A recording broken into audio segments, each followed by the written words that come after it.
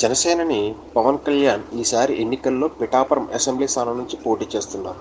గత ఎన్నికల్లో 2 చోట్ల ఓడిపోయిన పవన్ ఈసారి ఎన్నికలను ప్రతిష్టాత్మకంగా తీసుకున్నారు. కాగా ఇవాళ పవన్ను Pithapuram TDP in-charge SVSN Varma కలిశారు. మంగళగిరిలోని జనసేన పార్టీ ప్రధాన కార్యాలయంలో పవన్ వర్మ భేటీ జరిగింది. ఈ మర్యాదపూర్వక సమావేశంలో టీడీపీ నేత సుజయకృష్ణ రంగారావు కూడా పాల్గొన్నారు. వాస్తవానికి పిఠాపురం అసెంబ్లీ స్థానం నుంచి పోటీ చేయాలని ఎస్వీఎస్ఎన్ వర్మ భావించారు.